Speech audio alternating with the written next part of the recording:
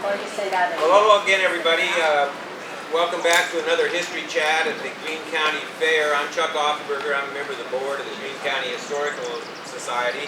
Don Van Gilder is new co-host this year of the History Chats. Don, welcome aboard. Thank you. We are doing 4 different topics this year on Friday and Saturday of the county fair. I think this is the 7th year we've done these. Former co-host Jerry Roberts died earlier this year, so Don has stepped up as the new co-host. And we're going to turn it into a trio next year. Holly Roberts, Jerry's widow, will be joining us as co-host next year. So we hope to have these continuing on for several years. These have produced these chats. They're richer. You're going to see, if this is your first one, they're very informal. But these have produced a lot of programs for the Historical Society because we've heard things here that we then have turned into real programs during the next year. So we always expect that to happen. We've brought in some notable characters and some people who had colorful roles in Greene County's past as well as present. And that would certainly be a description of who our guest here is for this History Chat this afternoon, Terry Rich. Thank you very much. You know, Don and I have something in common here. You know that? What? We both went to Iowa State. We both were in the speech department because we did TV and radio and that sort of thing. And Iowa State's degrees were bachelors of science, so we both have a BS in speech. Best kind of degree. I mean, and you've been a model of using I hear you. Well, Terry Rich, your role in Greene County life is always fun to think about. But give us a quick. You're a native of the Cooper area. How deep are the Rich roots around here? I have 4 generations of Riches who grew up in Franklin Township. My great 5 generation back lived in Guthrie County, was a large cattle dealer, made a lot of money. His son Bill came up to what I call the Thornburg farm, near where you live now, and his son Fred, they farmed together. My dad was born on that farm, and lo and behold, 5 other kids. Lo and behold, the Depression. Dad was high school, he lost everything in the Cooper Bank. You can believe there was a bank in Cooper. I guess it was really big when the cow kicked over the lantern, but I thought happened. They said the Cooper Bank went under. And so my great-granddad became a custodian of Cooper School, and my other granddad ran the maintainer, the road grader.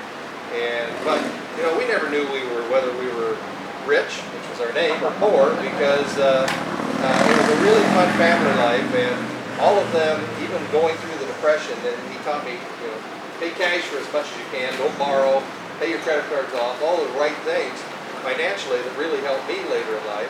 And we were just a happy family. Everybody had fun. My dad could go into any room and talk to everybody.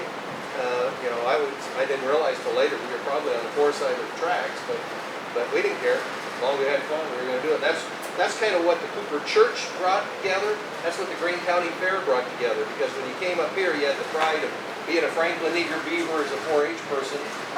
Yet you could see everybody and get to know everybody as you interacted and had fun showing off the cattle. Well, let's stick to your high school years for a minute. When did you graduate from high school? I graduated from Jefferson in 1970. Cooper consolidated with Jefferson in 1958, so I spent most of my time through all of that. I really had great friendships. They had 50th class reunion last year. There isn't a single person that doesn't act exactly like they did in high school. And there was a single person that I could say I hated. I mean, we truly, you know, we had different friends, but we truly all got along, which is just something you don't get in today's society. As you get out of school, and as you went through school, I know you were a musician. You were in a band, right? Yeah. How often do you get in a rural community to get an instructor like Jack Oates? And so I got in the band. I played a little football, but I got in the band, and all of a sudden you found this new appreciation for something called jazz in the middle of Iowa. And all of a sudden we became one of the best jazz bands in the entire Midwest. In fact, I think they said that Jack always said 1969, the year I was a junior, and we had Jim Oates, Sue Oates. I think of the 21 people who played in that band, 13 became professional musicians who still are today. Wow, that's an amazing record. So you get out, you go to Iowa State, hanging out with Van Gilder, or thereabouts. And one story that's always fascinated me was you came back to the Greene County Fair. Now, in high school, had you shown animals at the fair? I was in 4-H all my life, so my first really on-stage appearance was probably they call it Share the Fun, or you had to do a demonstration as part of 4-H. So my dad was a 4-H leader, and we'd have him in the different. It was really fun going to everybody's home and having a 4-H meeting and having a record book and learning organization and a little bit about growing, cattle and all that, and so yeah, I was in 4-H through those years. Which reminds me, I think you referred to this being your first on-stage appearance. Did that happen? That didn't happen at the fair, though. That happened down at Cooper, didn't it? It actually, it's kind of tight because at Cooper, they used to have sock hops. If you remember the old days, they play records. And my sisters would go to that sock hop, and somebody played an Elvis record, and I got on the Cooper stage and acted like the old air guitar. And that's kind of where I got my first taste of it. But the hardest audience you can always have are talking to your own friends and peers. And I think 4-H kind of helped me get through that because you're always doing a demonstration in front of those. So, yeah, I got to show cattle up here. I had the reserve champion sheep. Took that on the state fair, reserve champion calf. The other thing that I learned is how sad it was the very first calf I brought up here and then took in at the end of the fair and you sell it and realized they're going to kill that calf. That was pretty sad, that first one. But after that, I got the money. I realized what was going on. Well, what I was leading up to was a county fair experience that you had happened when you were at Iowa State. Tell about that project. So I went to Iowa State. I started in math. Harry Hagenor is a phenomenal teacher in high school, and Lyndon Smith, and passed out of a year of calc and a year of physics, and I was going to be a math teacher like my brother-in-law David John. And then Bill Sutton, who's still around here, told me, hey, you can go over here and talk and make a living. Don had already figured that one out, so I went over to TV and radio. So between my junior and senior year, each summer I'd come home and my dad would help me with my college education if I worked on the farm. Of course, I didn't tell him I was playing on the Cooper softball team, so I need to get off a little early every once in a while to play on the team. Between junior and senior, he said, you really should get a job so you have a little bit on a resume if you're going to go that. So I applied at the County Extension Service, became a Greene County Assistant Extension Service guy. And so, through the summer we helped with whatever happened with the Extension Service. I can't remember. But one of the fun things, I needed to do a project at the end to show that I actually helped contribute.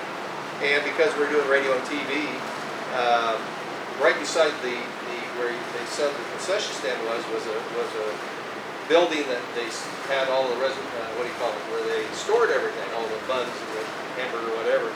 So we opened up the door, and I got an amplifier and a speaker and a turntable, and we got 4-H kids to come in and be DJs, and we had our own radio station started here. So it only broadcast over the speakers to people here, and we scared a few cows and pigs as they were trying to show them. But that's one I still have kids. Mark Minahan, Mike's son, was one of the kids that did that. We always talked about that for years to come, about being a DJ first time at the fair. We actually had KDLS came in and gave us let me take them out, and they got to do some interviews, and they actually got a broadcast. So that's kind of fun. Did your little station have a name, call letters, or anything?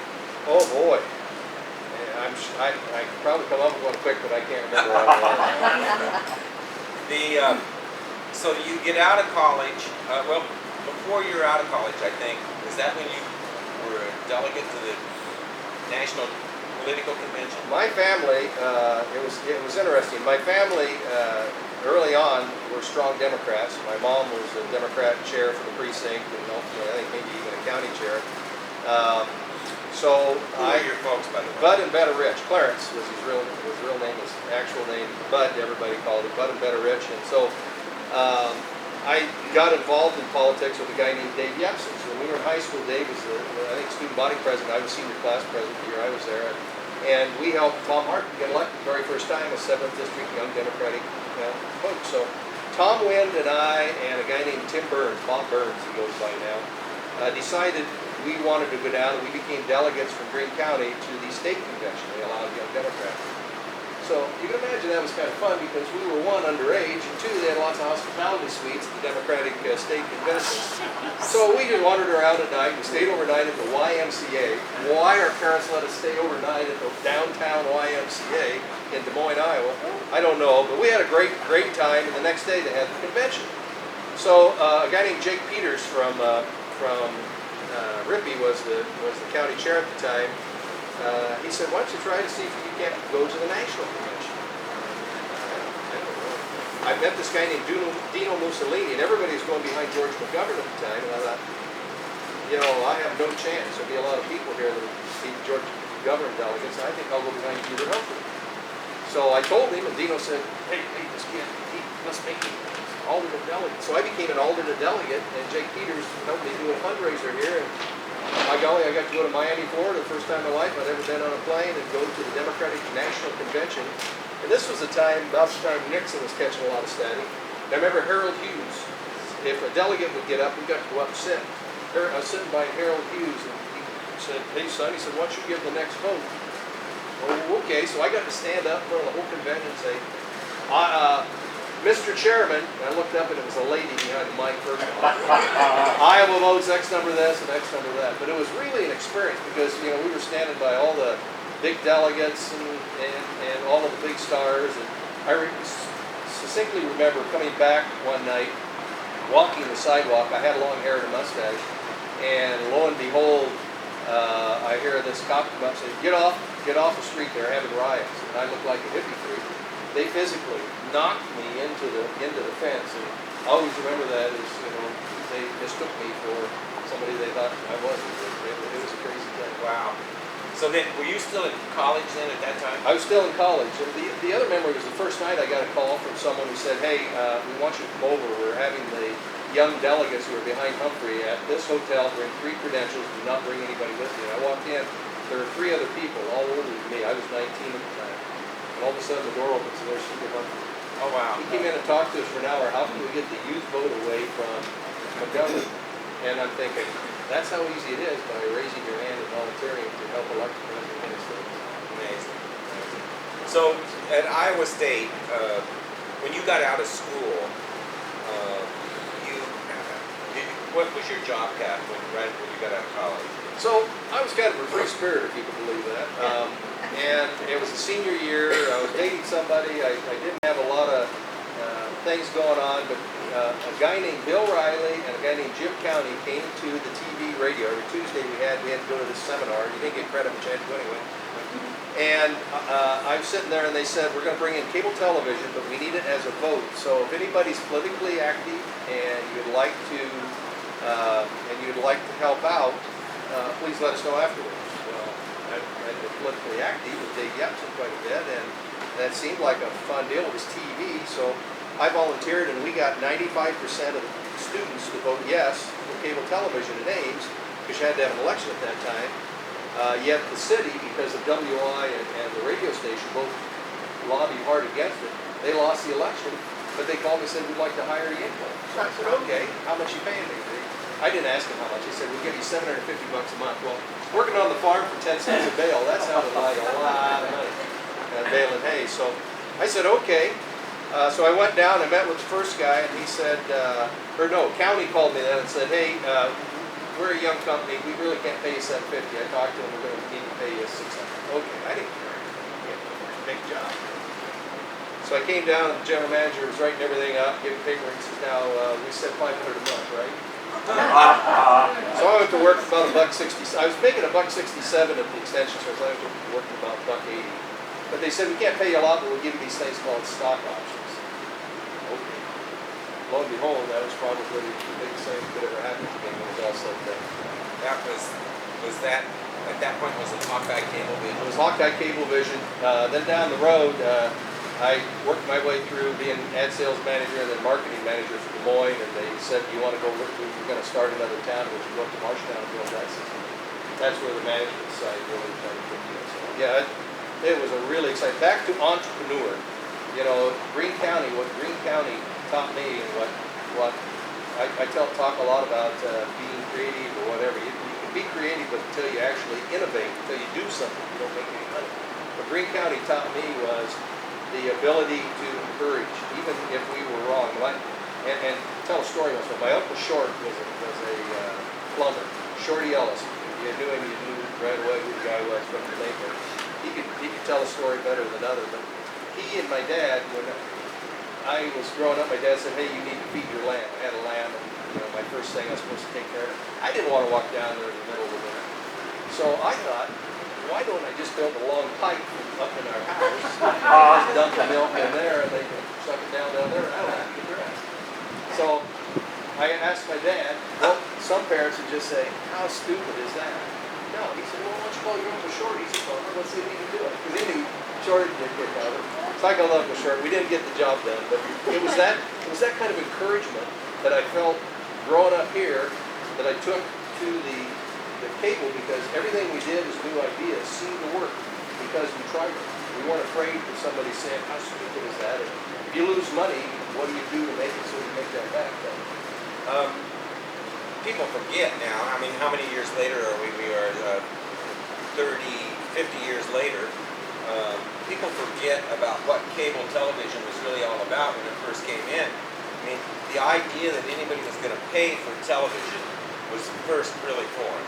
I went door to door, and we were trying to sell cable television for $6 a month. And you figured if you sold 2 out of 100 doorknobs, you would make your money for the night. And I got people who would say, "Nobody's ever going to pay for cable television. That's $6 a month. Now they're paying $150. You know, that's something. Go ahead, Doc. No, I was just going to say that it's probably about the same time as people would never think of buying a bottle of water. That's right. True.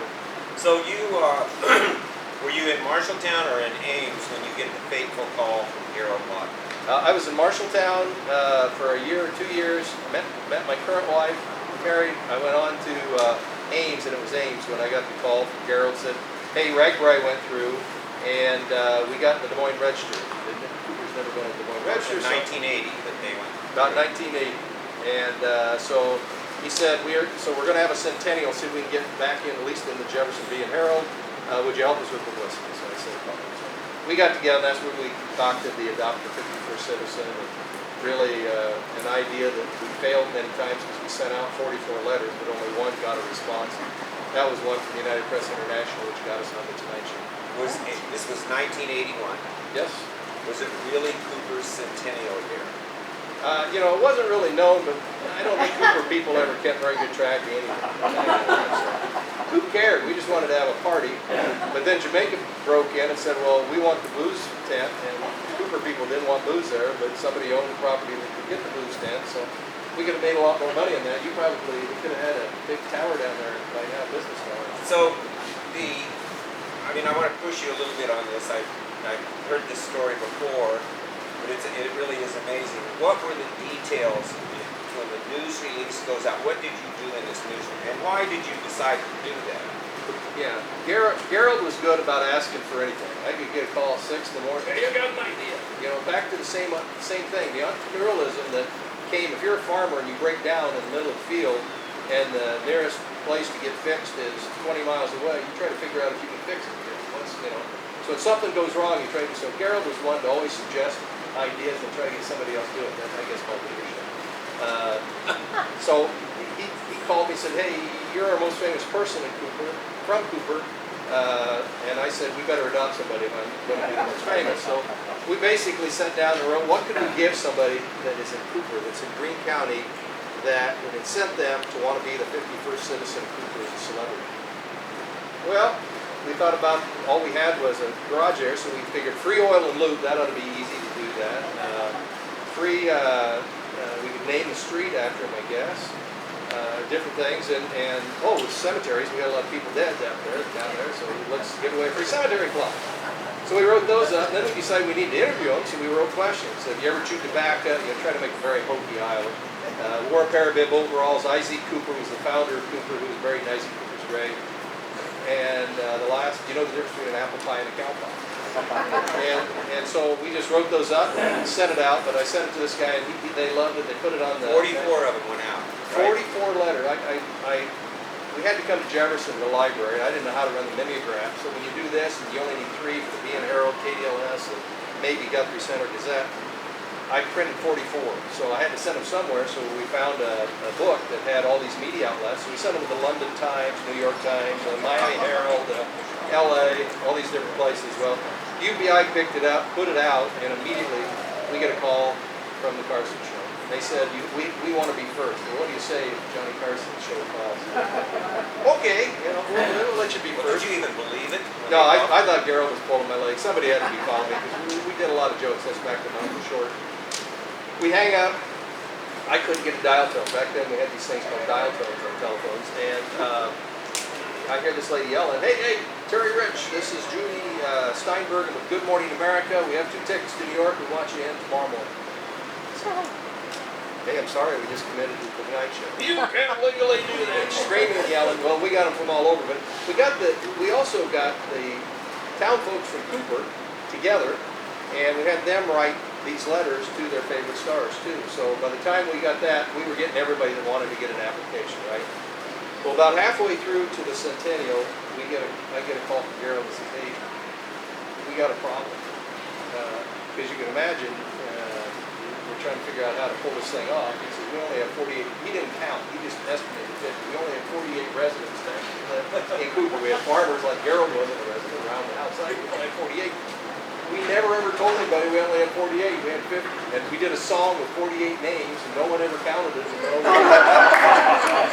We had somebody do our own song. We had the day of the centennial. My official number was 248,322 people showed up.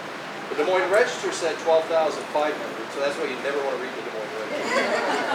We had Captain Jack was doing traffic reports up above. We had ABC, NBC, CBS, the Today Show, Good Morning America. The Jefferson Bean Herald even showed up, and all of these different folks. So next day it was over. I mean, it was just talking about fame being fleeting. The next day it was over. But in the negotiations for this, didn't it start out that it was could have been even more special than it actually was? Yeah, we got to the last week, and we were trying to think, what would put this thing over the top? No, I mean about where the show was going to be done. Yeah. When we first started, we got the call from Tonight Show, and they called us back, because I told them you'd be first. He said, well, I'm glad you said that, because I'm coming out tomorrow, I'm getting on a plane, and we would like to possibly talk about split screening Cooper, Iowa, live from your church to Johnny in LA, where we had a split screen, a satellite uplink. We've never done that before, but we're talking about going into this production meeting.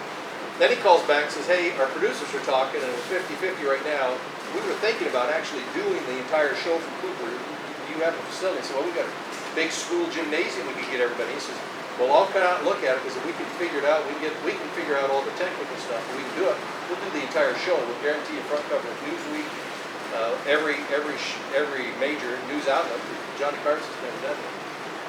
So he came out and spent 3 days. We introduced him. We had a potluck just for the residents of Cooper. We introduced him as a Guthrie Center Gazette reporter. He just sat back and he did just like we're doing here. He listened to the stories. And everybody, I heard the same deer hunting story 100 times from whoever. And George Monica told the same story over and over. The same things, but he fell in love with the town. So we went around and talked to everybody in town. And he left and said, we've got a good opportunity to do this. Well, the Des Moines Register heard about that he was in town. So they wrote an article, but they contacted Corning, Iowa's mayor, because Corning, Iowa is where Johnny was born. And the mayor said, geez, I don't know why they're going to Cooper. We've been trying to get him here for years. She put that in the paper the morning he had it back. He got it. He showed Johnny. And Johnny said, I don't want to make Corning mad. Let's just bring 3 of them out. That's how we got to go out. So Terry Rich, Gerald Lawton, Myrtle Witcher. Make the trip, and you were on the air. Myrtle bought a brand new pantsuit outfit. Lightweight pantsuit outfit. I remember, even all these years later, however many years later, we are 40-some years, when the video of that is around, and when you read it, when you watch it, it is hilarious. And you can just see what happened. When Myrtle Witcher gets to the line, she bought this brand new lime green pantsuit at Oblinger's in Grand Junction to wear out on the Tonight Show. Johnny Carson's face just lights up. From that moment on, we had him. And in fact, they said we'd have 1 commercial break. We got 2 commercial breaks, and then they cut Tom Jones short. He was the guest singer that night on the show. I think there were 17 minutes. Yeah. And When, then, when you walk in, all of the band was out. They were all outside smoking cigarettes. I mean, really low key. We thought we absolutely bombed. Remember, we're 2 hours behind, so we didn't get to see it until after you all might have seen it here in town. And so we started. I'm sitting there. I'm thinking, this is really bad. Nobody's laughing. It's awful.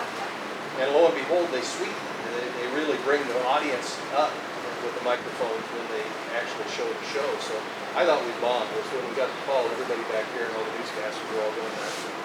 It is what it was. But the moral of the story goes back to what does Greene County give you that other places don't? And for me, it was the generation of ideas. They didn't come out to us, but he had mentioned a satellite uplink. And I'm thinking, I didn't know we could do a satellite uplink from Iowa. So I called my buddies at HBO where I worked with, because I was doing this special TV show where we were selling HBO, but I could only do it town by town by town. And I asked him, I said, could you help me get a satellite uplink so I could just do one in Des Moines and send it out to all of our systems across the U.S.? He said, well, I don't think so. But he called so-and-so, who called so-and-so. Ultimately, he said, yeah. And that following fall, the idea, by failing 43 or 44 times in Carson, that turned into talking about satellite uplink, turned into a free HBO preview in a weekend, and we sold $15 million worth of HBO that weekend. That kind of helped my career too, after we came up with that idea. So a lot of ideas you have, especially as kids, because you're full of. Think about your grandkids when they come over. I learned this early on. Failure is the first step to success. They pull themselves up on the couch, or if you live on the east side of Iowa, Davenport, pull yourself up on the couch, and what do? They fall. But they don't say, hey, I failed, I'm not going to try that again. They crawl back over, get up, take 2 steps, and 3, 4, now they're running all over. Many people have the $1 million idea, but they try it once, or they try to kind of test it, or they don't take the chance to test it, and they don't get a chance to make it. And so, that's kind of where I learned early on. Trying something like the Carson Show was absolutely crazy. We said we'd be lucky if it was just Rick coming down for an hour at Jefferson V. Herald. But here's another even better part of the Tonight Show that you were asking about. 3 days before we got there, we were saying, it's going to be anticlimactic if we give it to Carson because he did all this for us. And, we kind of should give it to him. We didn't know who won because we took all of the ballots and we put it in a lockbox and then took it to the Greene County Jail and locked it up. Filled it full of number 2 corn, whatever we call it. And so we didn't know who won, but we pretty felt that it probably was going to be Carson. So what we decided was, what if we could pull a fast one? And before we announce Carson, pull somebody else, especially knowing Carson probably won't come out. And so I started thinking, who would be great? So our goal was that day, if it would have worked, to have Harold get up and say, Terry, who's our winner? And I'd say, the winner is Humphrey Bogart. Humphrey, are you on? And you'd hear the voice. Oh, sorry, we made a mistake. Our winner is Richard Nixon. You hear Richard Nixon. Oh, man. But you do 2 or 3, then you finally say, ladies and gentlemen, our winner is Rich Little, because Rich Little can impersonate everybody, and everybody's welcome when you come to him. So I'm dialing the phone like I did every other person, trying to dial the numbers to try to get Rich Little's agent, anybody I could get to try this. Everybody hung up on me, so we never even got the chance to talk. That would have been the ending to that sentence. So again, how long did your career when you did the HBO deal and Stars Network was on that, wasn't it? Yeah. But that took your career to a whole new level. And how long did you stay in cable television? Cable television went really well until, just like today, the big corps, the Bass brothers took a run at our stock. We didn't have it as well protected as most companies do. And by this time, it wasn't Hawkeye anymore. What was it? Heritage Communications. Yeah. And so they were going to do a hostile takeover, so we did what's called the leverage buyout, and then cashed out when I was 40, which really gave an opportunity to try something new. And so that's when I started my own company and used the satellite uplink idea again to do this for other companies. And spent 10 years doing HBO, Stars, pay-per-view. We did all the Bo Holyfield fights prior to trying to pitch it. We went live in Las Vegas. Did 120 shows from the Disney World, but you're on the road all the time. Away from family, kids were young. I made what my dad had ever made. I was where I wanted to be in life. So at age 50, you know what happened? Doug, you know this one. midlife crisis. I said, I got to get off the road, so I quit. And that's when I got the call from former Governor Bob Ray to say we're taking over the zoo, and we need a CEO. We're going to make it a nonprofit. The city's running, we're losing $600,000 a year. Was he governor or mayor? He was past mayor and governor. He was not anything at that point. He was just helping with this new organization. He said, would you be interested in running the zoo? Well, where did I get my experience of running a zoo? Greene County, Iowa, right? At the Greene County Fair. Horses, pigs, cattle, sheep. He said, well, that can't be that much difficult. Giraffe versus a Hereford cow. So I got to run the zoo for 5 years. We turned it around. And again, it was a lot of easy things. And things that I learned from around here. For example, they were losing $600,000, and we were trying to get young adults in there. We had all the kids, but what the young adults like? Booze. So we started a soup group. We had at night, no little kids could go, and they served booze. They had a band, and we immediately made up that $600,000 just like that. The other thing we did was the city always said you needed $2 million if you want a new zoo exhibit, and we started thinking, what do we have at the zoo that is free that we could show that a lot more kids would come in, or a lot more people would come in? Poop. Remember animal poops, right? So we started an exhibit called Scoop on Poops. You can see, and the kids would come and say, that's what elephant poop looks like. But the best part was, in Iowa, you have all these white-tailed deer, right? A tiger is a predator, a deer is a prey. Let's sell tiger poop to people and put around their flowers so that the deer don't. They've never met each other. Tigers never been in America to see a white-tailed deer, but just because of the instinct and what God has given over it, everybody said this is the greatest deer repellent we've ever had. So we were selling tiger poop for $20 a barrel. We made about $25,000 on selling on tiger poop, and then until the USDA came in and said, no, you can't sell it to audience. Oh my God. And then we go from there to your last big gig was the CEO of the Iowa Lottery. How did that come about? Basically, I got a call from the governor at that time, Colbert, because Bill Knapp, who had helped donate things to the zoo, was good friends with my old boss, Jim County. I said, minus marketing and operations, we've got that going at the zoo. You need somebody in fundraising. I'm not that good at that. And then the lottery gig opened, so like anything else, somebody made a call, and they called, and I got the lottery. Now, marketing and promotion, if you can't tell, is what I enjoy doing, right? But 2 years into it, we find out some guy's trying to fraud the lottery. We don't know who, we don't know how, but 6 years later, we busted a vendor who internally had programmed a computer to win a game and won $16.5 million, and we didn't pay it, and we busted him, got him in prison, and that's the end of the story. Except that let's bring it back to Greene County. The things you learn here are part of the ethics. When you live as close as you all do, and you're friends with as many people as you all are, and know each other, you don't want to screw up. You don't want to be the school business manager who steals from the school, because everybody will know you and they know your kids. You're going to be screw fans, right? Same deal here. I had that same feeling. I want to make sure people play, and I have friends playing, but they're playing a fair and honest game.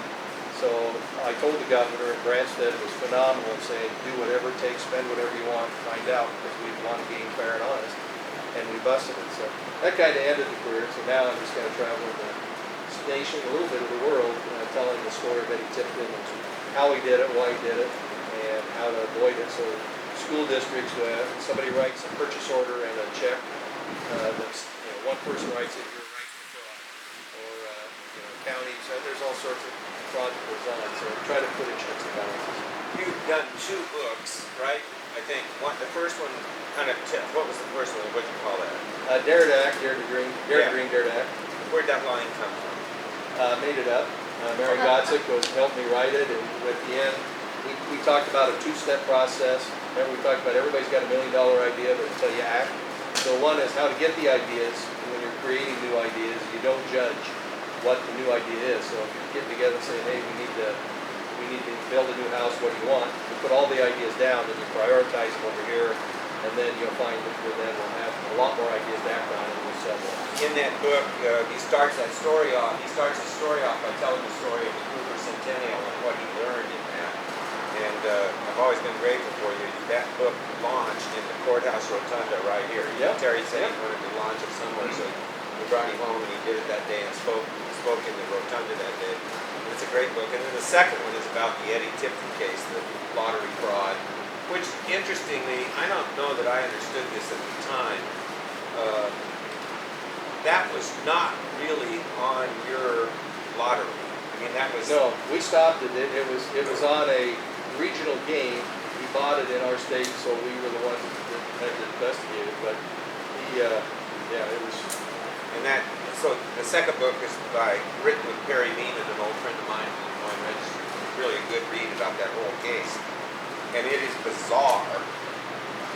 What's the most bizarre thing in that book? I think 2 hot dogs helped us crack the case. Is bizarre. When he went in and he bought 2 hot dogs, and later on, when we finally got to trial, his brother said, "That can't be my brother, because he don't eat hot dogs. He was buying hot dogs." Well, everybody looked at Eddie, and he was weighing 400 pounds, thinking, "Yeah, this guy doesn't eat hot dogs."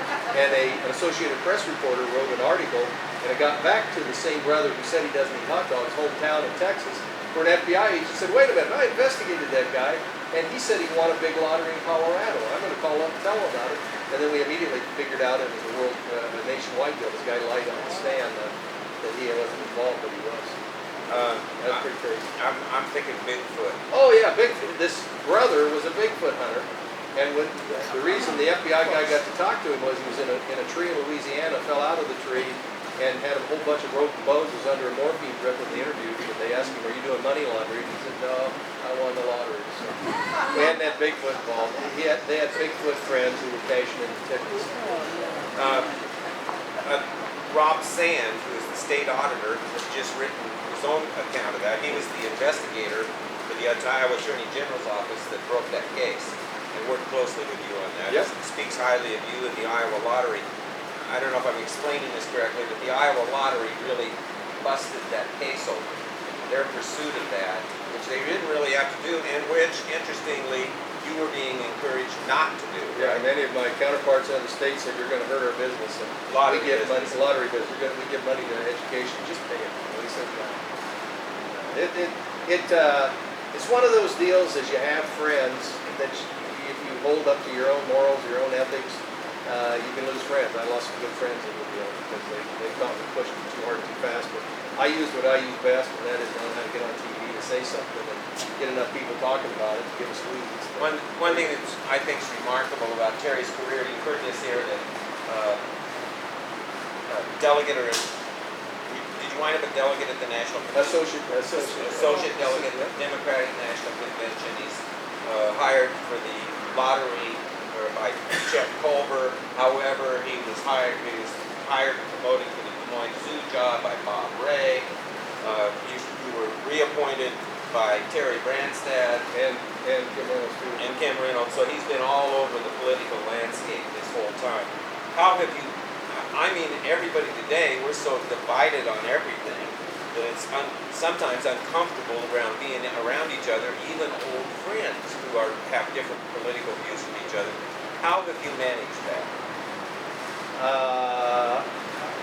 I managed it because by law I couldn't be political at all during my lottery term. So I had 10 years and I couldn't go to any fundraiser or do anything. And really with the zoo I couldn't either because I was raising money and you have to raise for both people who believe on both sides. I told them the zoo was our political affiliation. Today I am involved, but I'm involved very quietly in the opposite party of my mother and opposite party of my sister and opposite party of my other sister.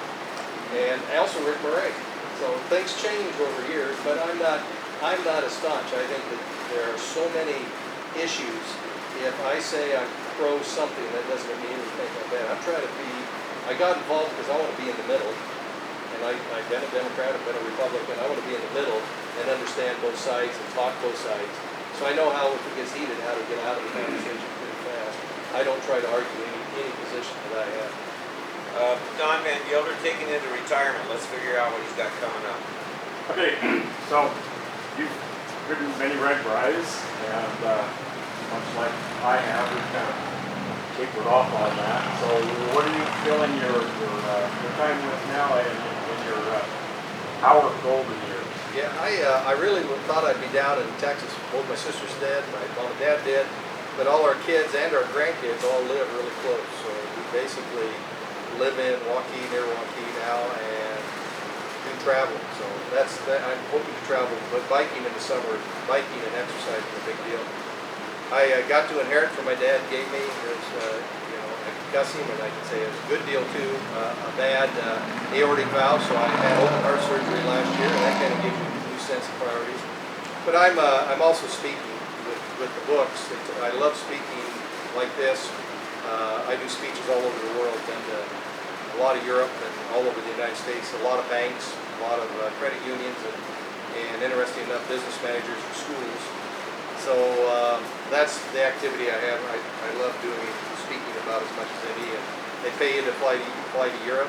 I spend a week there to look around everything else, and they're dying to come home. So that's the goal. That's the ultimate goal of retirement, along with being with family and grandkids. What's the size of your family? How many kids? We have 12 total. We got two boys, 1 girl for kids, and 5 grandkids all that. One thing I've always admired about you, and a serious point of life here, you lost your first wife early on in your life. How old were you, and how hard did that hit you? And so coming out of college, I went to work for for the cable company. At the same time, I met Sue, my first wife. She had cancer at the time. They'd given her 6 months. Somehow we fell in love. Continued to get together. Got married. That positive attitude in life. She lived 6 years. So she died when I was 27. And in that, I always say that she went up to heaven, where whatever you believe, where people go, and looked down and said, "Okay, now I'm going to give you a great career, a great family, and a hell of a life, and be able to go back to the Greene County Fair to say hi to everybody at some point in life." Fantastic. So, and then you and Kim have had some kids. Yep. Yeah, right. So what do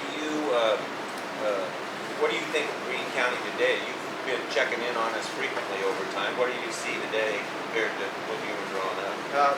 The excitement that has been reinvigorated in the county is great. 10 years ago, 15, 20 years ago, you didn't see it. And, it takes leadership. People who will stand up and say, we're going to invest some money back in here, come back to live, do those sort of things.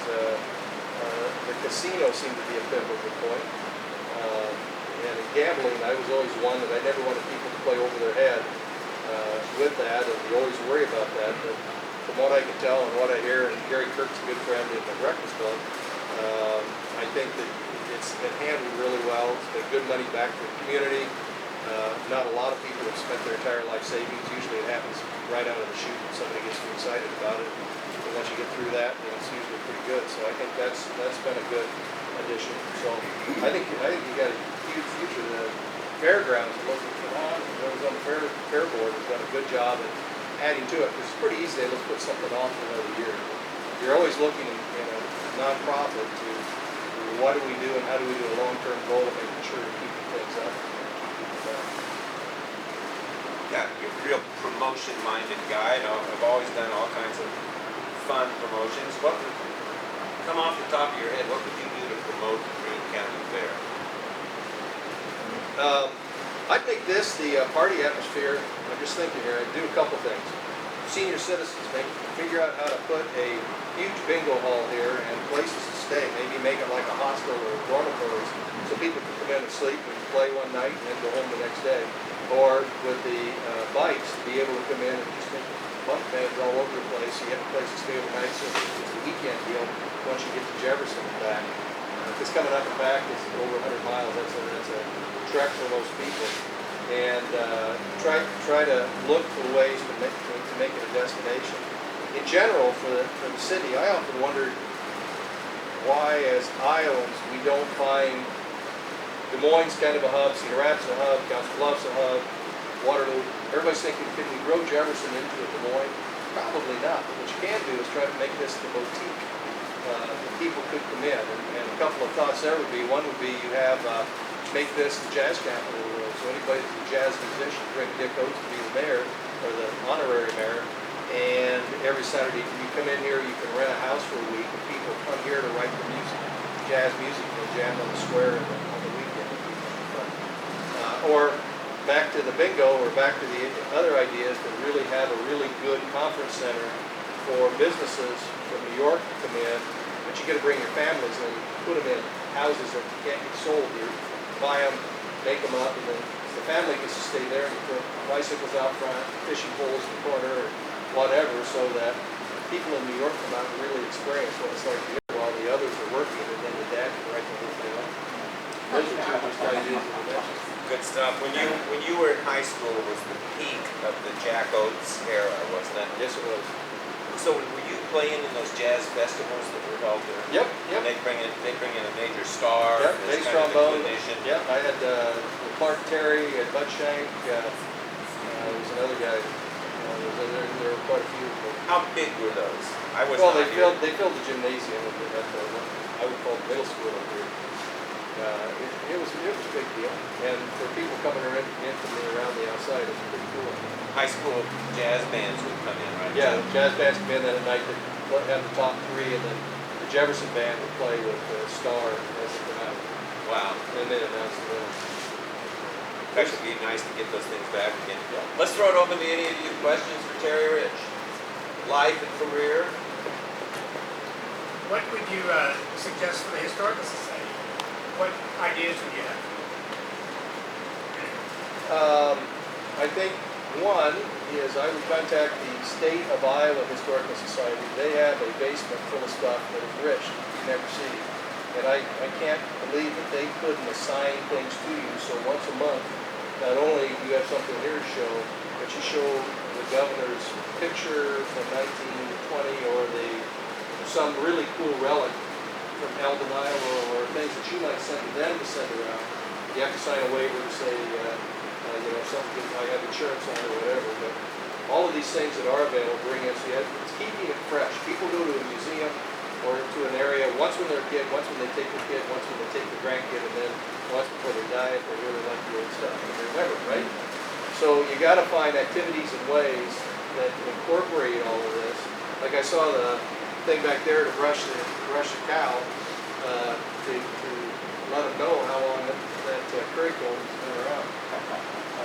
You got to keep it fresh and find ways to bring in so that maybe it's a wedding in here or something in here that is an event, family reunion, that somebody can come in during that time and explain 2 or 3 things that makes it interesting. Then brings the interest back. Because it's kind of tough to walk in and understand how all this might work. I think you've done a really good job of bringing in names so that, yeah, I knew Ricky, Iowa, I knew kind of where that thing was that you're showing over here, and that brings it home. I guess that's just not confident. This is Gail Hanneman. Say your name when you. Chris Gerlin, hey, I've heard you tell a story, just a quick thing out of the box. A town, I think it was Stewart, Iowa, that contacted you and said, hey, we're right on the interstate here. We got thousands of people going by here. We just need some of them to stop here and help our economy out. And they were on a certain exit number. Yeah. How much you came up with? Okay. Good friend of mine who worked with me at Rich Heritage, the company that did the previews, her name's Liz Gilman. She's now the Iowa Film Commission. Has that big field of dreams deal going in, the TV show down there. She's from Menlo and Stewart. Menlo is the little town, small town. And so she said, hey, can you brainstorm some ideas? Remember, any idea is a good idea. So we got people together and started talking about, you know what, when you're driving down the interstate, they got 6,000 people. How do you get them off the interstate? And so we figured, well, gas, but there's a gas station at every exit. A restaurant, there's McDonald's at every exit. What's the third thing everybody needs? Go to the bathroom. But you don't want to just go to any bathroom on the interstate. We want a clean bathroom. Right? So why don't we build a more building? They just sit next to the interstate. And to this side, put 30, each one different and unique. Decorate them. Different stools and urinals, and make it the cleanest, nicest family bathrooms in the world. So you can advertise it as the best bathrooms in the world. You get Kohler to pay for all that. You get Charmin to give you toilet paper for market research on what the best toilet paper is. You bring a king in when you launch it to sit on the throne to get it free publicity. You wouldn't have to spend a dime on publicity. But what Chris was mentioning is it was an exit 88. So think of all the vermicelli signs you do. Urinate at exit 88. For some reason, they didn't want to be known as the poop capital of the world, so it never happened. Oh, that's a good one. I've got two last projects too. You asked me about projects. I've got two documentaries. That one has been shot, and the other maybe. The Eddie Tippett story, I think, has been sold to Discover. It's been sold to ABC. It's been, and with all the economy, it's up and down. But I think that will come out of as a documentary at some point in time, and they've optioned the book for that. But that's kind of fun. That everything's done for that. And the other is a crazy idea called Soccer Slam. When we were in the cable business, we realized the #1 show was World Wrestling, still is today, World Wrestling Federation, Rock and Soccer.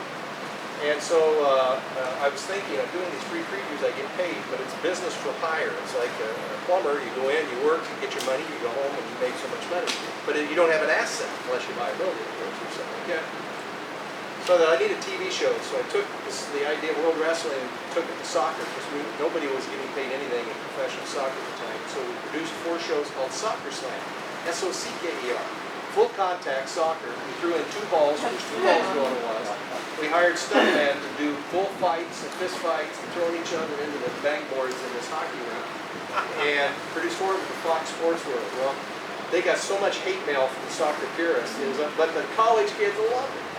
And then we did 2 shows in Spanish and had them on television. Well, we got busy doing HBO stuff, so we forgot about it. And about a year and a half ago, a national website picked up and they saw it. They did a 27-page feature article online,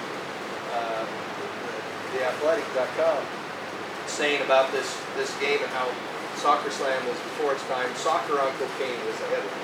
And when it was all said and done, I had a kid from Iowa who's a producer of documentaries out in California come in and found all the old players. And so there's an hour and 20-minute show that's now produced, and we're just trying to pitch around. It probably won't go far, but it'll get on something. So those will be my 2 last TV programs. Fantastic. Can I ask him a couple questions? Sure. Okay. So who do you think the pretty young lady was, and I don't know whether today's, I can say pretty young lady, but the lady that as a young cattle shower at the Greene County Fair, when I won my big ribbon, when she came over and gave me that, I looked her in the googly eyes, looked at her to say thank you as the queen, but also the... She was the fair queen? She was the shorthorn queen of Iowa. Carol Custom. Carol gave me my and the other thing I tell the story is I started thinking driving up there, this is a really weird story. This is like you said, a Terry Hirsch story. You shouldn't tell it, but he's going to anyway. I probably didn't do hard drugs all my life because of something after Greene County Fair. There was a kid, I can't remember who it was, I was standing out on the south side of the cattle barns, who came out of the show ring and just was going nuts, taking off his clothes and just screaming and yelling. And my mom and dad kind of grabbed me and put us in what we could see, and they were trying to tackle him, and he was fighting everybody. And it was somebody that, I doubt whether it was meth at that point, or what it was cocaine or some kind of drugs. He hallucinated. And I told myself, I'm never going to be that person. Isn't that weird? And I just remember driving up there. That was the first time I just never saw somebody that was on drugs at the time. I remember that. Geez, I guess you can learn anything in the Greene County. You can. You can. Okay, so anyway, any final questions? Yep. Hi, Mickey Schwarzkopf. I was just curious. Carol Custer once told me that she had worked with the lottery somehow. Maybe you can enlighten us as to what her role was, but she just shook her head and was amazed at how well received it all was, and said, it's amazing what you can do with plywood and some lights. It was just to have that wheel go around, Yep. Yeah, Carol was the original marketing manager of the lottery before she took on a big job at Iowa State. She did a heck of a job over there too. But you realize the reason there's a lottery is because before the state ran the lottery, organized crime ran the lottery, so it was never fair and honest, and no money went back to education, taxes, whatever the lottery spent in each state. So people are going to gamble. It's kind of like cocaine. It's kind of like others. And some people, it really excites them to have that opportunity. And so we tried to design games that, one, fair and honest, number one. Number two, that we didn't want to overpromise or overcommit. We don't want people believing they're going to win every day. And we always say, lay your head, not above your head. So use your pop can money, use that sort of thing. But if you have to dig it, it's like if you go to the casino, take the money you know you can lose, you won't worry about it, call it entertainment. You go in and lose $100 at the casino and say, I lost it, no big deal, I had fun doing it. You're okay. If you go ahead and put $100 down and you had to pull it out, sneak it out from your husband or your wife to begin with, take it in, go in and play, and then say, I know I can win that back. And you see people reach in, you're in trouble. So that's kind of the difference that we try to look. But people are going to gamble, and I like it run by the state because if you think something's wrong, you can come to my office, you can go to the governor or to your state rep and say something. If you're playing Malta poker and you're playing your money, you have no idea what's wrong. What about, what story am I recalling about? There was an Iowa State professor who gave you a line you have always quoted back about how to overcome reversals in your career. Sure. What is that story? This guy was Dr. Charles Connolly. He was one of the ugliest. Was he around when you were there? He's one of the ugliest guys I've ever seen in my life. Just a weird duck. He had a real little head, great big body. Say again, Charles. Chuck Connolly. Chuck Connolly. He was a professor there. Chuck once told me as he taught creativity. That's where I really got into thinking new. I tried to think new ideas. He said it's better to have tried and failed than to succeed at doing nothing. And that's kind of it's better to have tried and failed than to succeed at doing nothing. We had an idea. I had an idea how we got started with it. It was pop cans when they first came out with these the little pull tabs, not the ones that pull clear off. And I noticed when I was on a plane that people were breaking their fingernails. The flight attendant breaking their fingernails. I said, "God, I better invent something." So he said, "Let's design this." We designed it, did it, and all of a sudden we figured out someone had already designed it and sold it. He said, "Don't worry about it." He said, "That verifies that you had a good idea. So you want to keep going on that." And I do speeches all the time, and I'll have young Gen Xers or whoever come up and say, you were hilarious, all that sort of stuff, but I didn't believe you. And I said, what do you mean? I said, well, you've been really successful. I've never screwed up in life. I screwed up many times. And, one of the first failure when I got into Heritage was I started thinking about, I was doing on-camera TV, and I noticed I didn't have a 5 o'clock shadow, so I decided to write the razor company and say, I really like your razor, and if you'd like to have me do a TV commercial, I'll be in New York first. So I wrote the check, got in a typewriter, wrote it out, sent it off, knowing in 2 weeks I'd hear back. Well, I felt just like you were talking about with the Powerball. What if? And what would it be like to be on national television? And how fun would that be? And I really got excited about all that. 2 weeks to the day, I got that letter back, and I said, Dear Mr. Rich, thanks for your complete satisfaction. Unfortunately, Schick doesn't make that razor. Gillette does. Here's the address. So I failed. I wrote the wrong company, and I didn't do my homework. But yet, I was inspired to try to do on-camera television. And Cooper came out, all these others, and I got to do everything I wanted to, all because I failed. So that's the story. Terry Rich, we thank you so much for taking time to come back to the Greene County Fair and telling stories. Fun to see everybody. The home folks. Yeah. We thank Carson Roberts, for the Director of Digital History, for videotaping this, and it'll be available on the Historical Society's YouTube channel soon. And it's always great to hear those stories and inspiring. You're undoubtedly one of the most imaginative, creative people we've ever produced in Greene County, and it's fun. My mom and dad produced me. Yeah. There we go. I think.